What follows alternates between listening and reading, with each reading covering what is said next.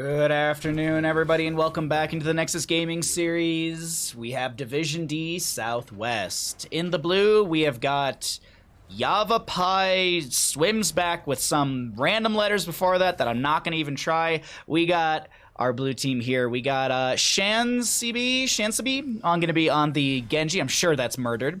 Andrade. Sure, that's probably murdered as well. On the May, we'll have Sarah Lean. On the Sarah Lynn, I think it's Sarah Lynn on the Junkrat, and Ara will be on the Lucio, and Rekka is gonna be on this Malthael. Malthael. Over in the red, we got the members of Protectors of Aiur. Honeybear will be on the Zool. We've got Joanna played by I'm gonna go with Tech. That's the easiest thing I can read on that one. Sergeant Scoops on the Brightwing, Pants on this Falstad, and Orion on the Sylvanas, who's already locking down the tower and starting to burn that down with the help of Falstad and Brightwing. Tower's gonna take about 70 to 80% of its health, and Falstad gets the barrel roll away. Sergeant Scoops able to just float her way away. Yavapai County Municipal Youth County Chess and Swim Team 5, YavapaiSwimsBack. Why would you put county twice in your name? Who does well, I guess I can't really ask who because I know who does that. I refuse, Ektar. I refuse. I reject your reality and substitute my own. Malthael is gonna be Malthael, sorry. I was like, wait a minute. Yeah, anyways. Gonna be matching into the Zool. Zool actually should have faster rotations and a lot more pressure applied. Malthael can steal health, but once that Zool builds out, I'm assuming on his blue build, he'll be able to slice and dice. But he also could go for trait build as well with the summon skeletal defenders. Hey, Porkchop, what's up, bud? Good to see you. How is your Wednesday going, my friend? Are you excited for the subathon this Friday? Ooh-wee subathon. Try and mention as much as possible. I'm excited. I'm nervously excited. I don't know why I'm nervous, but I'm nervously excited. It's my entire being in existence. Yeah, 20,000 subs. We actually do have a new one. I forgot to make a new command of it, but there's a Nova. What was it? It was like I said like 2,000 subs. We do like a Nova cosplay. Or it was a Nova hot tub stream. That's what it was. 1,500 is now like a Fritos bathtub stream or something. We're just stupid stuff that I don't think is ever gonna happen. Oh, very good kill from the Genji onto Brightwing with that Swift Strike getting the reset. Malthael will get picked off with the help of Pants on that Falstad at 9 stacks. You do have a first portion of the quest, and then it is overstacking. I love this. There's a lot of like little things that are coming to Heroes of Storm, like these talents. And I don't know if we've had talents like this in the past, where you complete it to a point and then it overstacks. Like I don't think we have many. I guess you could say Asmodean technically does, because you have to pick a specific level 1, and then you have your baseline that goes even further. But like I love this Gathering Storm that once you hit that 30, you get a 15% buff. So basically at 30 stacks, you have 30% because you have 15 from the initial, and then you get another 15 from hitting that 30 mark, and then overstacks, much like Fire at Will for Vala, where you get once you get the 20 stacks, you get an additional 40 damage, but that still overstacks. I like those talents. I think there's a lot of really cool value with that, but this is going to be phase shift from Brightwing connecting onto the Joanna. We do have the top left and right bell towers traded out. Honeybear coming in as well as Malthael. Going to be forced back. Rekka doing their best to step in here, try and steal some of that health from the enemy side, applying that mark to as many as possible. There's going to be a hammering out, and Falstad's going to find a kill.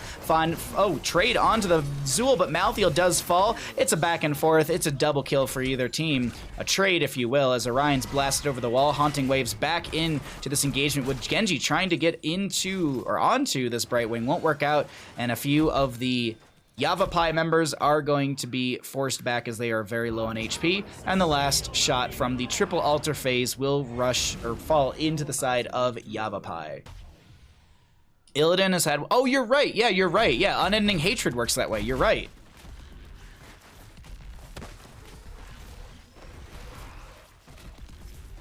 Okay, so time to win the Powerball. Got it. Yeah, sure. Please. Please win the Powerball. And then give me all the money. I I'll play that for every so often. If I'm having a... Ooh, Genji did not expect that much damage to come through, and it did. Falstad barrel rolls into, or onto this point. Doesn't seem necessary, but still. Applying some pressure, auto-attacking into the face of the enemy team. I like the back off, and oh my god, there's just such a big back and forth over this. It's gonna be a 3 for 2 in favor for the side of Protectors of Aiur, but the Sapper Camp still goes over the side of YavapaiSwimsBack. I gotta say, this is we're not even 5 minutes in, and we're getting 13 kills between both teams, 5 to 8. That's a pretty explosive start. I'm happy about this. That laugh that you hear right now means that boss is up and available. It's 5 minutes into the game, and 10 talent tier will be around the corner.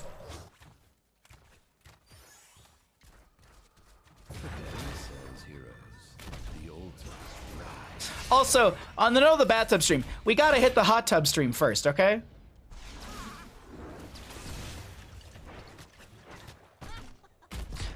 I feel like Kage's just saying random things in chat. I really do. So we'll have our skeletal mages for the Zool, pretty much standard stuff throughout for the rest of these players. Exactly, Vita. I'm just saying. Wailing Arrow from Sylvanas. There's going to be a Haunting Wave in. Aura taking too much damage will go down. Genji trying to get the deflect value, but it won't yield any sort of counter kill. Sapper Camp still available in bottom lane. Sylvanas with the Mercenary Queen from level 4 buffing out those sappers. And this is going to be 4 more shots into the core of Yavapai. Good hammerings from the Falstad. We'll check on those. Excuse me. We'll check on the stacks in a second. Drank too much tea too fast. If I win the Powerball tonight, I can guarantee a hot tub stream. Oh my god. Please win the Powerball. What time do they draw it? Do I need to run to the liquor store? Are we all doing this, chat? Are we all doing this? just community bet, community gambling.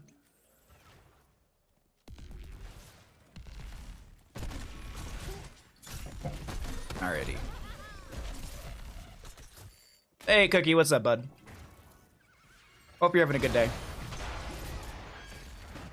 Ooh, good blessed shield from Joanna, but is there any follow-up damage? She's gonna eat a lot of unnecessary damage from the dirty trickster value of that Junkrat stepping in, but not gonna be too worried as Sergeant Scoop still has healing. You had the Iron Skin utilized as well. And you also have Laws of Hope. Keep that in mind as well. You heal for 20% of your maximum health. And you also have that scaling. Once Joanna gets 2 more regeneration globes, they'll be at 25 of their max health. So a quarter of whatever health they're at is going to be healed over 5 seconds. We can check on that actually right now. So a quarter of 4,205. That's pretty good. I don't know what the math is on that one because I'm casting, and that's the rule of it. Ooh, Gust from Falstad forces back the enemy team. X-Strike from Genji comes through. Falstad does go down. Very low Lucio, excuse me, a very low Mei is going to back away. Wailing Arrow from Sylvanas. There's going to be the Dirty Trickster once again from this Junkrat. As I was looking at Genji diving to the backline trying to get deflect value, but it doesn't work out. And Zool, Malthael still having their casual 1v1. Somewhere around the 600 mark. Okay, thank you. We all gamble together and we all lose together, so no one actually loses. Yeah. We're all winners. Backlash from the Zoo will be used right there. Dirty Trickster value once again triggered on Sarah. Rocket Ride from the Junkrat. It's coming out. It's going to be utilized. And Joanna, she's fine. She gets it with the Junkrat Rocket Ride. I think that her Iron Skin ate the vast majority of that. Falstad barrel rolls into the enemy team. That's a very risky barrel roll forward, even with the Afterburner at level 1. Excuse me, the Updraft from level 4, my apologies, to be able to increase the range. But you also do have a little bit more of that shielding, because I believe it stays indefinitely. Yes. Junkrat Concussion Mine only throwing Honey Bear off the point. Malthael. Excuse me. Zool, yeah, Zool to go back into Malthael. And we'll see a camp on the right-hand side gained for the members of Protectors of Aiur with Pants on the Falstad repositioned to the far side of this camp. Bottom lane Sappers, the first round already cleared out. 6 to 10 in our kills. 16 kills overall in this game. Number 1 so far, and our second best of 3 of the day of our Division D Southwest.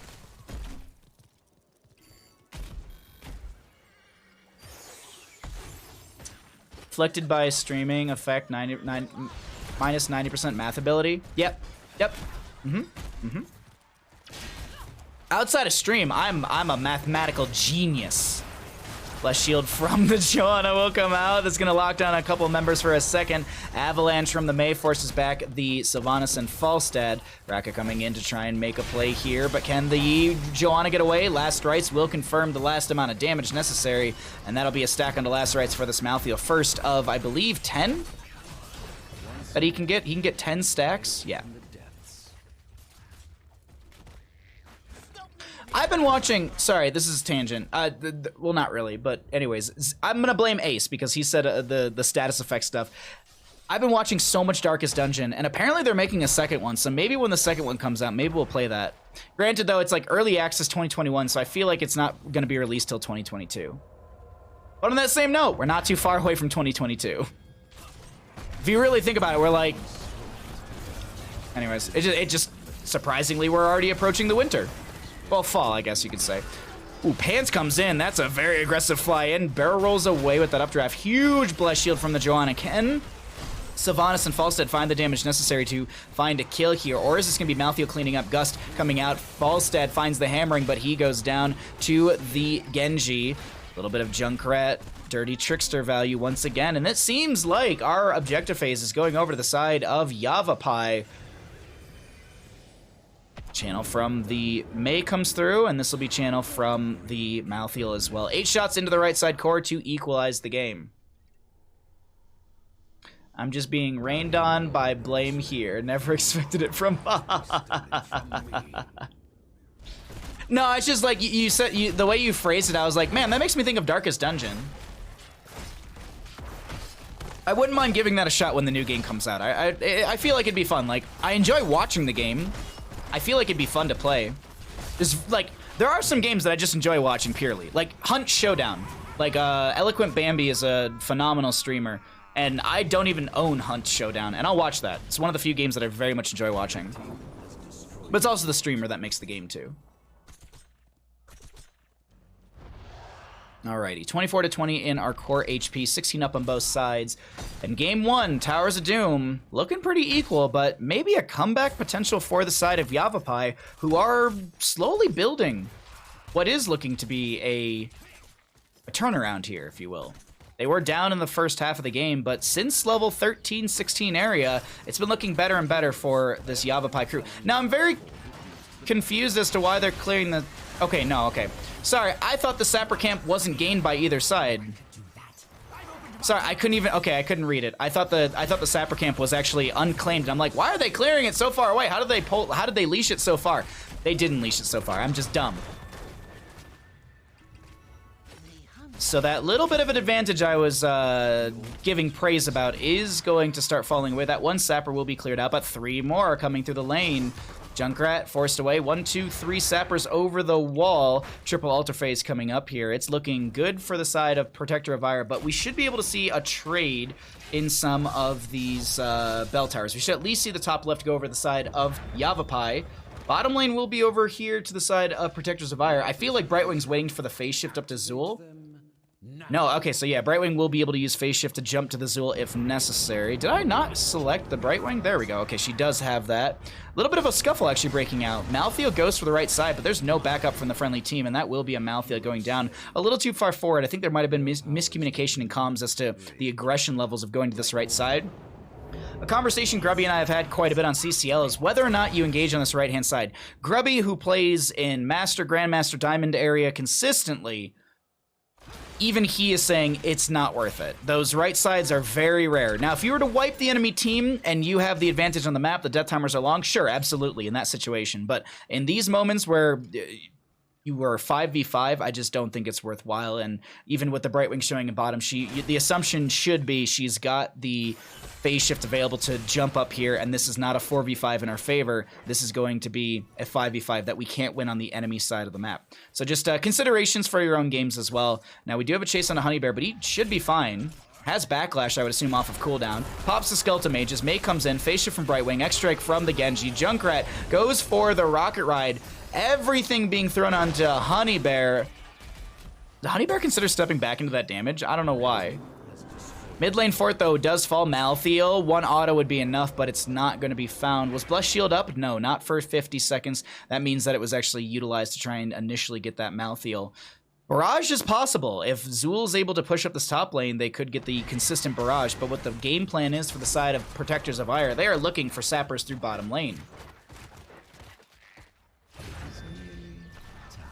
So the altar spawns, single altar, 6 potential shots. Joanna gets thrown into the death zone, but she pops the Iron Skin and just works her way right out of that. Zul on the right-hand side going for the other sapper camp. This represents 6 potential damage into the core, and another 6 from this next bell tower phase. If all 6 of these go through... Oh, okay, bad concussion mine, actually. Sorry, I was going to say good concussion mine until I realized that it's actually the Junkrat who helped out. So, 1, 2, 3 go through. If this is channeled, plus these next sappers, that's GG in favor for the side of Protectors of Aiur. So the members of Yavapai got to make a play, but that's going to be the Blessed Shield from Joanna coming out. Zul gets the channel. 2 core HP remains. Only 2 sappers are necessary, but this will be a Genji getting picked off as well. Shield Glare from Joanna just to mitigate any damage of the... Lucio is on the right side. I was looking at Malthael. He gets chased down, does go down. Malthael. Lucio trying to put some damage onto the sappers, and did he overstep? Falstad gonna be going for the insane gust in the death zone, does die for it, but this should be a rock. Oh, Chiffon is gonna get picked off by the dirty trickster value. Oh, what a play, but this is looking like Lucio needs to defend one more sapper. He can't, it's a team wipe, and it's gonna be game number 1 going over to the side of Protectors of Aiur. A very fun back and forth game, but a... Come on, stream deck. Pentakill to end the game in favor for the side of our Protectors of Aiur. GG's.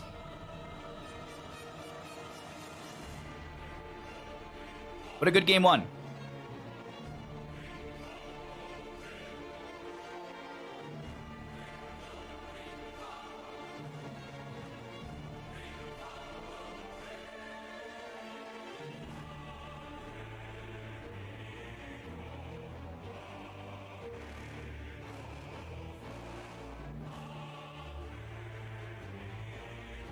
Oh, that was fun. Let's see what we'll have to see what happens though in our next game. Will it be a 2-0 or will we head to a game 3? Only time will tell.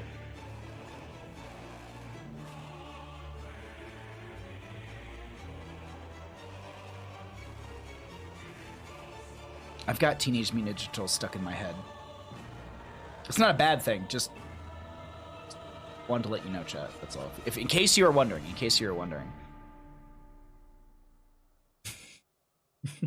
So stupid. All right, let's get set up for our next game. Let's find out what's going to happen here in map number 2. I should move my mug so I don't smash it into my keyboard. Oh, speaking of keyboards, does anyone have any recommendations for mouse mats? Mine is getting a little dirty, and it bothers me a little bit.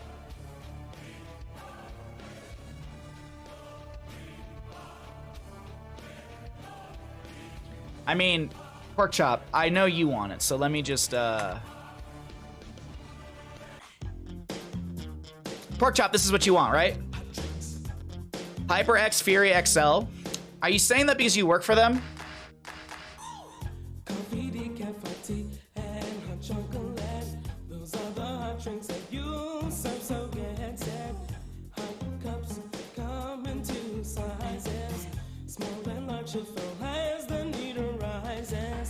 Not to shield too hard, but I'm a fan of my new one. I need big ones though. I need like the big desk mat. Like, this is my current one. Oh, sorry.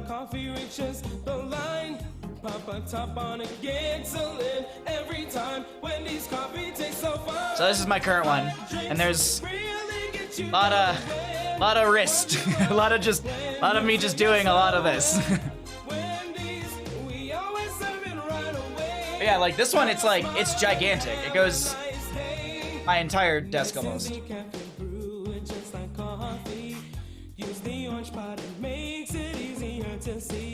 Yeah, I like the big ones. Yeah.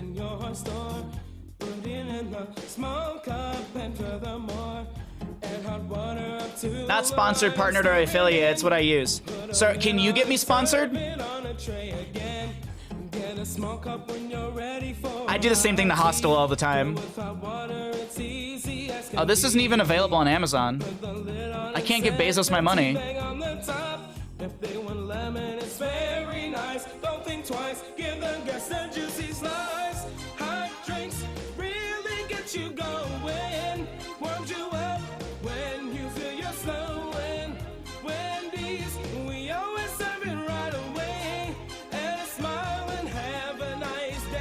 I got a tip to put in the washing machine. Oh, wait.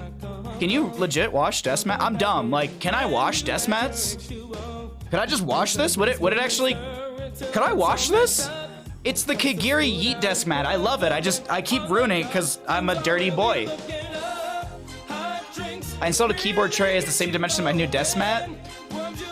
Installed a keyboard tray. What's a keyboard tray? Like, what do you mean by keyboard tray? I had a case if Corsair would like that for you. I'm not sponsored by Corsair. I just do mod work for them. All right. I'm glad you all like the hot drinks. I hope you enjoyed the hot drinks. Yeah, just wash it. I've heard a similar tip. Really? Huh. Well, thank you, the Boomer44. Much appreciated. Or 444. Much appreciated. All right, let me get this game set up here. Huh.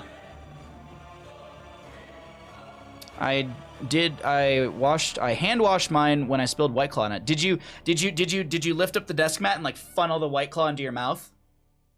Are you in queue? No, I'm casting. We're getting ready for the next game. I was just having some fun in between the matches, just to hang out and chat. I feel like basically I think there's like a silent understanding, or everyone, there's like an assumed rule, like when I start casting a game, people just like watch and like people chatting here and there in the chat, but the moment the game ends, that's when people start getting chatty again. So I try and take advantage of it while you all, hanging out and chatting. Keyboard tray is like a flat drawer on rails that you put. Oh, okay. Thank you. I was like, keyboard tray. I have one of those. I just completely forgot. Wide enough for space for my. Okay. Thank you. Yeah, I used to have one of those with my old desk, but then I built this monstrosity. I built all this. Like, I did it. I'm a smart boy. All right. I will not answer that about the White Claw. All right. I guess I'll try and hand wash this after stream tonight, maybe, or something like that. Yeah, I don't know. Anyways, thanks for the. It's fun building things. Oh, I love doing woodworking and stuff like that. Anyways, let's get into another game. Let's head into our Battlefield of Eternia map and let's find out: will the members of YavapaiSwimsBack be able to take us to a game 3, or will this be a 204 Protectors of Aiur? I'll see you in map number 2.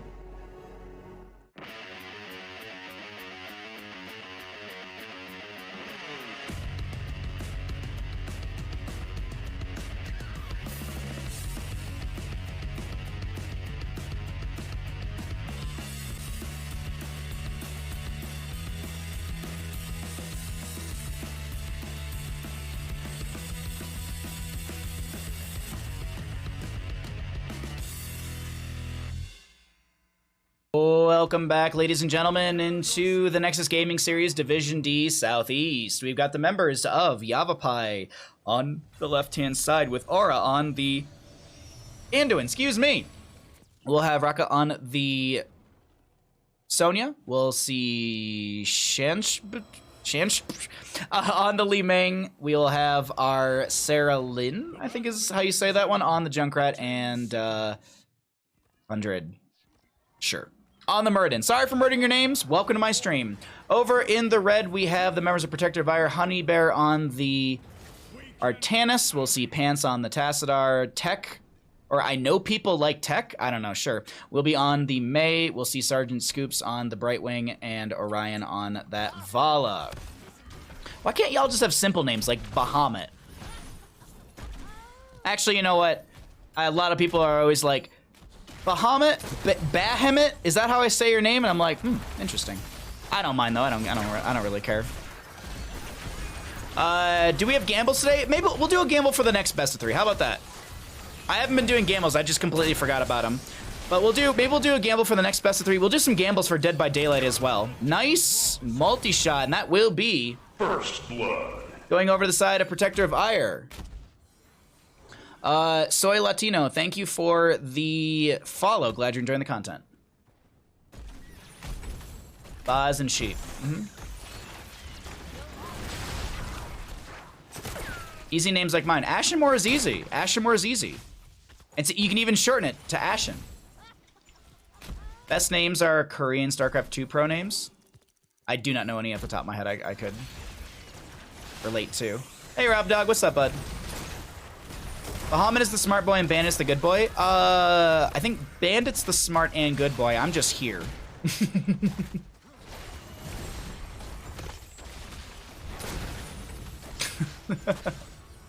Clem, Maru. Yeah, that is true. That is Clem. Yeah. Point. Dark. Yeah, that is true. That is true.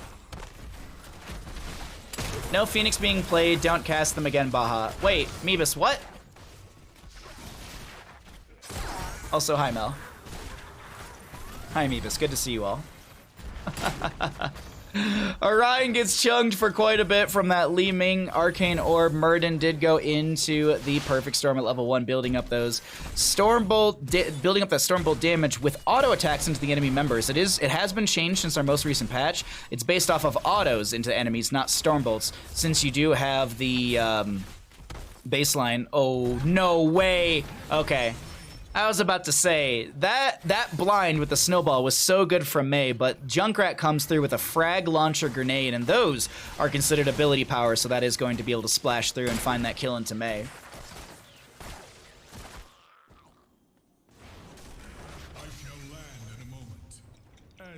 Hope you're doing well today. I'm doing pretty good. We're watching that ever-encroaching fire, we're making sure we're not in the evacuation zone, and we're casting some games. Fingers crossed, there's no issues, it doesn't spread any closer to us, and we can just go on without any worry. I have to look at the fire after today's stream, and that's going to determine how much of a bag I pack tonight. I've got stuff laid out in case, but fingers crossed I don't need to. Does the bot no longer tell me to stop talking about bat? No, you have to start a sentence with Phoenix. The first word has to be the trigger word. You can't have the trigger word midway through the sentence, unfortunately. All right, Polymorph on to Mei. She's gonna try and get away. Biggs. Oh, I thought the swap was gonna come through. Either it was short or there was a leap of faith. I couldn't tell which one it actually was right there. I didn't see if the phase prism actually connected onto Murden, or if he just got cleansed by the leap of faith from Anduin. Good leap of faith regardless, necessary to keep him alive, and this will be the first half, the first immortal phase going over to the side of Protectors of Aiur, and this is a Mei going down once again, 2-2 in kills overall, as the amateur opponent, Honeybear, is going to be able to shred through this, but has to back off. It looks like there's going to be a few well taps before we get back into this next engagement.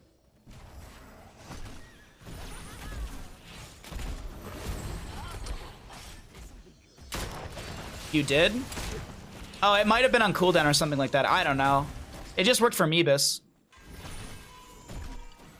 It might have been on cooldown. That's a possibility. I can't see that far up a chat. I really should probably put chat fully on a vertical monitor or something.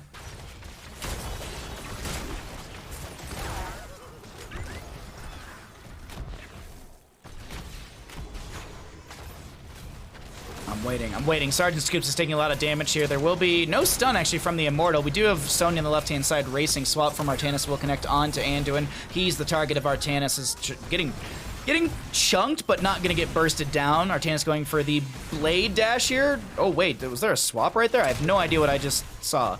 I thought I saw the Blade Dash happen, but it's not the case. And the Immortal phase is still going to be won by the side of Protectors of Aiur. Put me vertical. Okay. All right, chat. You're just getting very lewd immediately. Casually 2 hours into the stream. Geez, we've been streaming for 2 hours. Like, stream goes by so quickly. Y'all make streaming so much fun. So the Immortal is going to be spawning bottom lane. Going to be pushing on in through this fort front gate. Let's see what the siege value looks like right now. Being vertical is just standing. I mean, just standing, I mean, it's wonderful. Dwarf toss in from Murden. This was really risky. He doesn't have the dwarf block at level 1, so it's not like he's going to be able to get any sort of armor protection from that. So a little surprised by that jump in right there, but still will be the kill over to the side of Protectors of Aiur, and they don't have a minion wave. The immortal phase is done. Vala pokes at the fort a little bit with some of those hungering arrows. She does have 15 stacks on that puncturing arrow. It's an indefinite questing talent. It's got 1,000 stacks, but show me a game where a Vala gets 1,000 stacks outside of a potential ARAM, because I feel like that's the only place you could see it happen. Hey, Sergeant Scoops. I hope you enjoy the cast. 8 up on both sides. Let's go ahead and cycle through the other numbers, get an idea of what those look like, as bottom lane camp is considered right now. I just want to look at the Tassadar vision. He does scout out that Murden's down here, and the assumption is that they're on this camp. Yeah, with the Chastise out as well, Sergeant Scoops is going to realize, yeah, I probably shouldn't be here anymore. I'm going to back on away, as we take a look at the damage healing experience so far in game number 2 of our second best of 3 of the day.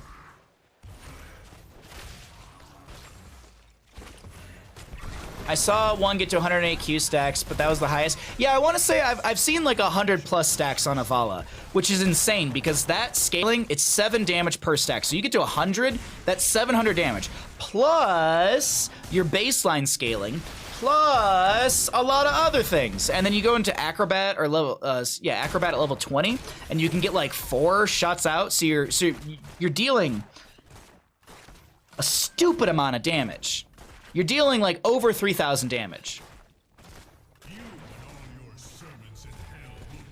That's insane to me. I feel like you need 4,000 damage at that point. That Q just chunks, but Kerrigan just wanted her dead.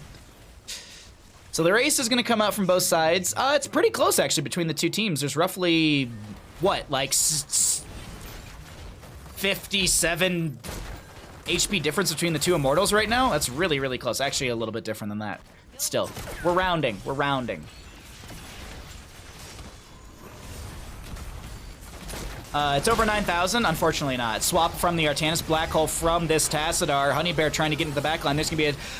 Oh my god, the interrupt from, I want to say, Vala Rain of Vengeance will stop the Junkrat from getting the Rocket Ride, but a Vala for a Junkrat doesn't stop the race potential, because they still have this Tassadar and the Artanis.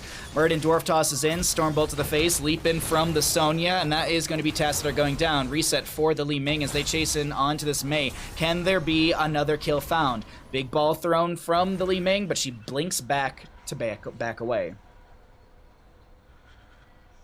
I need to ban emote that's in NGS Discord. Wait, what?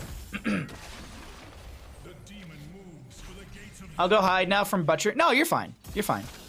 Do not hide. By the way, Rob Dog, thank you for sharing the photo of the puppy. Hey, Rootfly. Base shift onto Orion. Gonna be back to about full HP. Fort should fall from just the siege here. I would expect it to, but there's actually some decent defense coming out from the side of Yavapai. You get him tomorrow, more photos to come. I better see all the photos. I want billions of photos. I don't care if they're in focus, out of focus. I want all the dog photos, please. It's an adorable little puppy. What breed is it? Do you know? Or is it just like a mutt? I can't tell. Like, puppies I can't tell. They all just look cute and adorable. Oh, you've said that before. I remember now. Those grow up to be very beautiful. All right, Artanis will be on the camp for the bottom lane to apply some pressure through bottom. But speaking of pressure, there's already the fort being whittled down by the side of Protectors of Aiur. All right, so Shockwave, minions, they'll be able to grab the fort through this bottom lane. Leap in from Sonya, Murden Dwarf tosses in, Stormbolt's thrown in. That's going to be a reset for Li Ming as she does get the Disintegrate, throws in a combo, and that will be another reset for Li Ming. She actually gets the kill onto that one. Max range Stormbolt will connect onto Sergeant Scoops. This should be Avatar form expiring in just a second here for this Murden. I don't think he popped it. Maybe he popped it a lot later in the fight than I noticed. An unfortunate rocket ride. An unfortunate rocket ride. I love all the puppies, I agree. I want to smoosh their faces, they're adorable. 13 talent tier arriving soon for both teams, actually. 6 to 5 in kills, and it's looking still. Even though the forts are falling on the side of Yavapai, there is a fort down on the side of Protector of Aiur. It's not a series, not a game over just yet. Sarah will be scouted out here, just backs away immediately. No, it doesn't. Tassadar chunks quite heavily, Force Wall comes out as well, and that will be Vala finding the damage necessary to get the kill into said Junkrat. Ara trying to back off right now. There will be an Ice Wall from the Mei catching onto the Murden. Is he mid-dwarf toss? Yes, he is. Will land right next to the enemy team. Icing from the Mei, Leap of Faith from the Anduin, Blinds from the Artanis, multi-shots from Vala mostly work on the wave. Artanis goes for the swap, but it's going to be just shy, and this will be the call just to move to the Immortal race. Let's go ahead and jump onto the blue vision really quickly, see what they're seeing, and see how they play into this objective phase, as it is 13 up on both sides, Junkrat up in about 1 second. And 4 seconds on that rocket ride as well for the Junkrat. Muradin getting some dings here. Always good to hear those dings. So we know that Protector of Aiur is moving over to the right-hand side. Let's see, once again, how the side of Yavapai go for this. Okay, Mei is going to be scouted out. They see Sergeant Scoops. There will be the Dwarf Toss in. Murden's very far forward from the friendly team. They need to step in as well. There's a leap in from Sonya, swapped out by the Artanis. There's an Avatar form popped by this Muradin. He's going to thunderclap his way through this. Chastise will connect onto this Mei. She's trying to make some plays happen here. She drops the Ice Wall to slow things down from the Muradin. A lot of low members on the side of Protector of Aiur as the Dwarf Toss from Muradin will go out just to disengage. Honey Bear is still sticking to this Muradin like glue as Li Ming's trying to dump in some damage periodically, finding maybe a reset, but now she is going to get scouted out. She's locked in a really awkward spot, polymorphed, and that will be a kill into Li Ming, a big playmaker in this into this objective phase as Honey Bear goes for the objective phase race. There will be an interrupt onto the Holy Word Salvation from the icing of Mei. Oh, that's a good swap onto the Sonya, and she's going to be staggered out. Shockray from Tassadar's canceled out, or stalled out, I guess you could say, by the Stormbolt from Muradin. And the objective phase, wow, that's a very, very healthy Belith to move into what I'm assuming is top lane. How do I know? Well, top lane is more well defended. It has less damage taken overall, so that's how you know where the objective phase goes. The boss on Brax's Holdout works in a very similar fashion, the Archangel. I believe it will target the most well-defended lane. I've seen it not do that once or twice, but I think those are just weird interactions. Like it's too uncommon for I think it to be the consideration factor. So I think it's just a little bit of a bug on that one, but it doesn't matter as we do have this Immortal pushing in through this top lane.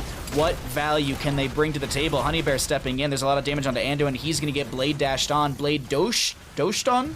Blade dashed on. Phase shift from Brightwing won't connect onto the Artanis in time, and he does get traded out. Nice reset for Li Ming. Very low Muradin just trying to get his trait to kick in, but the last little bit of range on that Shockray from Tassadar will connect, and he didn't even go Thermal Lance. He doesn't even have his level 16 yet. I wonder why he's holding. Anyways, Immortal, Belith will confirm the fort through the top lane. A lot of damage onto Sonya. She's going to go down as well. There's that Thermal Lance I was talking about. 8% of your maximum health. That chunks into enemy heroes. So a keep through top. Immortal is going to scratch the core, but I think all it does is scratch the shielding. And we reset for another objective phase soon. The demon has fallen, but he will rise again in time. Okay, so what are we looking at for some of our questing talents? 58 stacks on the Muradin. What's his Stormbolt damage at right now? Hold on. Let's get this button here, the correct button. So just bonus damage is 58. Okay. I feel like you take this talent mostly because you just want dings. You just want dings, that's all. I mean, there's the nice stacking factor of it. If an enemy hero is killed within 3 seconds of being hit by a Stormbolt, increase the damage by an additional 10. So if you are brawling out a lot, you're getting a lot of kills. That does work out for you. But either way, that dwarf block is seeming more and more prioritized, in my opinion. I've been playing a little bit more Muradin here and there, and it just doesn't feel like the scaling is that big of a deal anymore. Who knows? Maybe I'm wrong. Maybe the stats go the other way, but we do have a Hush from the Brightwing, actually, at level 16.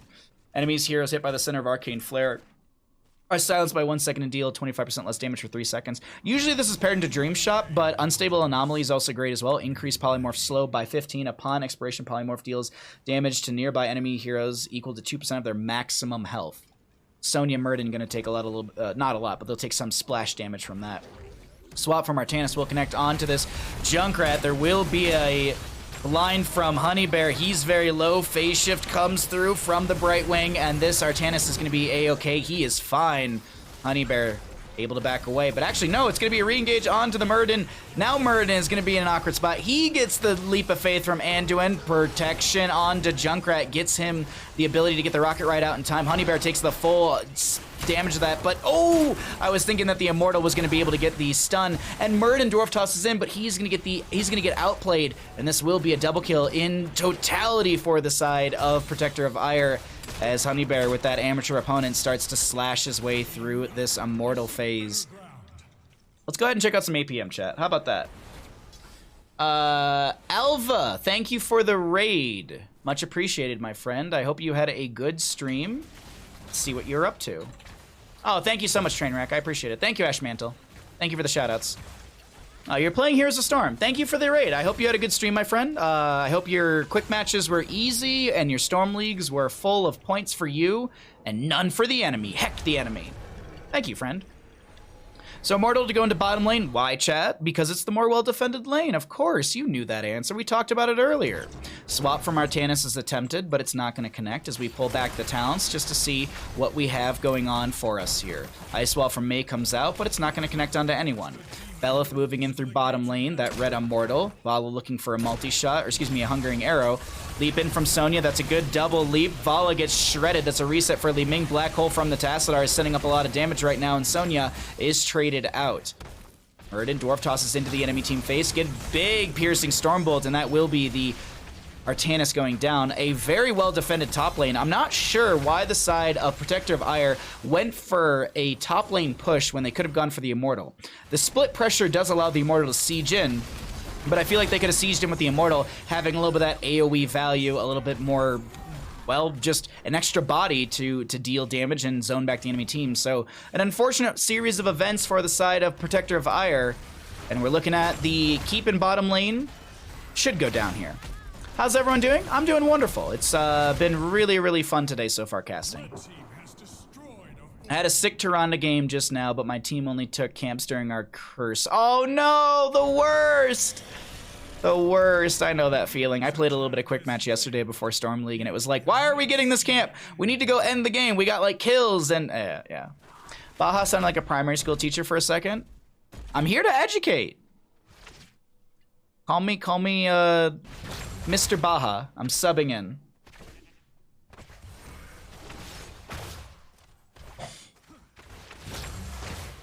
But yeah, it's been a very fun day. Out healed a Brightwing and a second to best damage on the team. That sounds like Tyrande. That sounds like a very good Tyrande. I'm glad you had some good games. That sounds it still sounds fun though. We had a Storm League game last night. Our last one of the game. The last Storm League game last night, just like, I was so done. There was a Urel who was just like, I have the highest damage, y'all are dying, blah, blah, blah, blah, blah, blah, blah. And there was one point where I was like, if you weren't typing, you would have actually helped me get a kill instead of me dying. And they were like, my stats! And I'm like, all right, cool. You're useless to talk to. So I just sat there and I mocked them instead. That's what you do in those moments. Just mock them. Be rage quitting. I didn't rage quit. I actually did during that game. I did say I'm so done with this game to Totski. I did say that.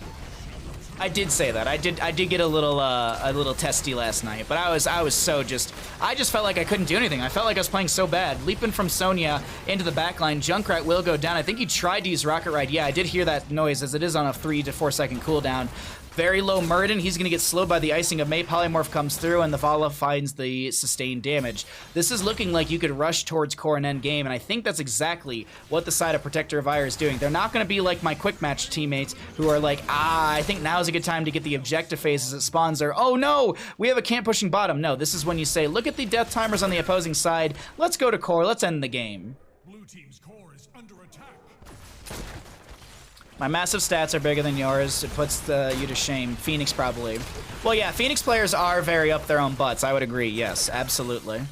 Core's gonna go down. It's looking like game number 2, series number 2 of the day. We'll go over the side of Protector of Aiur. They take the series in a 2-0 fashion. GG. Well played. Hey, Sneak.